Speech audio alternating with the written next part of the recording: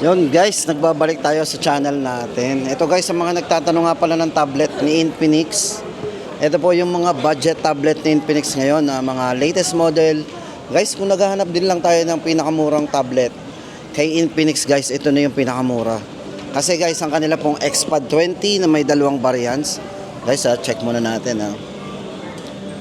Ito po guys yung kanilang mga tablet. Ito po yung bagong release ni Infinix ngayon, ang kanilang XPad 20 na may dalawang variants. Yan. Guys, ang maganda dito sa variant na ito, parehong nalalagyan ng SIM 128 and 256 gig. Ito po yung XPad 20, ito po yung bagong release ni Infinix. Tapos meron din po sila ditong XPad. So sa mga nagtatanong nga pala guys ng XPad, ito naman po yung XPad ni Infinix. Ito po ay naka 11 inches na rin. Tapos 256 na rin ang internal storage. Pero dati guys, ito tatlong variants na kanilang XPad eh. Yan, alamin po natin. Pero ngayon po ang available nila ay yung Wi-Fi only na 256 gig.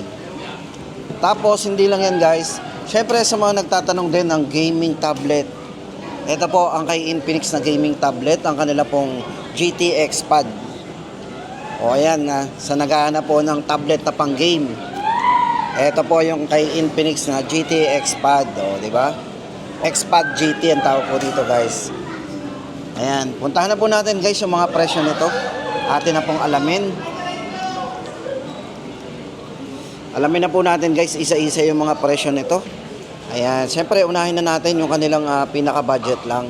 O kung naghahanap po tayo ng pinaka-budget na tablet. Tapos guys, ang maganda dito kay Infinix, ang kanila pong XPad 20, ito po ay merong nalalagyan ng SIM ha. Meron po tayong may SIM na kahit 128 gig at yung kanyang 256 gig ay nalalagyan na. So ito, pakita ko sa inyo guys. Ito po yung tablet ni Infinix na ano. Yan, check natin. So kung naghahanap po tayo ng budget lang, ito po para po sa update natin sa presyo nito guys. Tsaka maganda guys dito included na dito sa kanilang XPad ang kanilang ano ang case dito po sa bago na XPad 20. Yan, bigyan po kayo ng specs nito. Para po sa mga specs and parameters nito guys. Para po sa size ng screen nito, 11 inches po yan. Naka 90 Hz na rin po yung screen refresh rate, very smooth. At meron na rin po itong iCar display. So kahit babad yung mga anak natin o tayo, safe naman yung mata natin dito kahit medyo matagal natin ginagamit ang XPad 20 kasi nga po naka iCar display.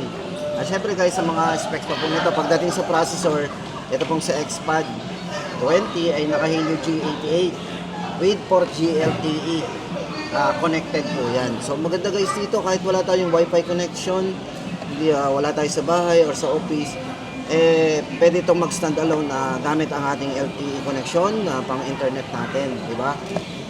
Tapos pwede rin ang call and text. Tapos ito ay meron na rin multi-device collaboration.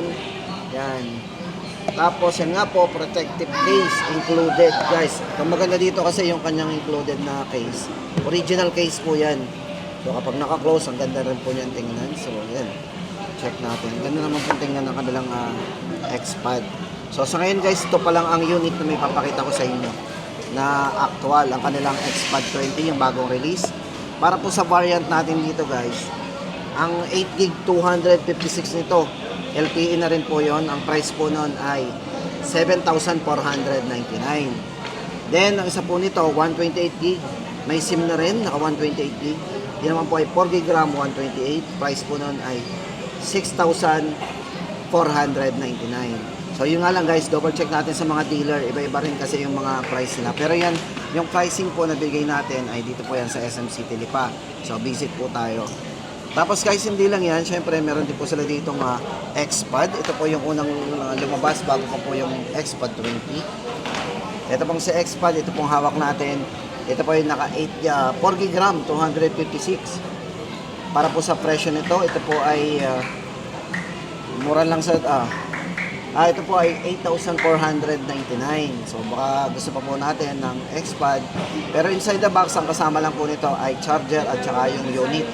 Hindi po kasama ang case dito. Ayan.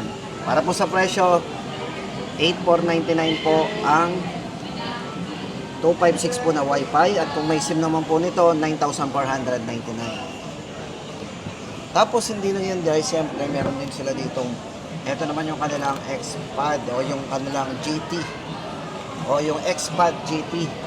So sa mga gamer dyan, hindi lang basta pang game to guys. Mas maganda nga lang, syempre mas malakas ang processor nito. Itong si GT, si Xpad GT na to. Kasi nga po, naka-ready siya pang game. So kung gamer ka, tabad ka dito maglalaro, no worry.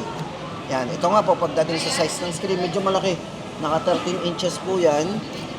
Tapos naka 2.8K resolution ang screen nito. Napakaganda ng screen nito. 2.8K resolution at naka 144 Hz refresh rate ng screen. Kung processor naman, naka Snapdragon 888 platform. Yan, naka 8 speakers po yan. Maganda dito guys, napakaraming speakers ito. 8 speakers. No? Diba? Kung meron tayong tinatawag na quad speaker, ito po 8 ang speakers nito. Si Xpad GT. Yan. Para po sa variant na hawak natin, ito ay naka 13 GB RAM, 256 GB internal storage. Para po sa presyo nito, 17,999. O ayan na guys, sa mga nagtatanong nga pala ng mga tablet, yan na po yung latest update natin ng tablet dito kay Infinix. So ito guys, ulitin po natin, ang price po ng Xpad 20 nila ay 6,499 at 7,499 po ang 256K.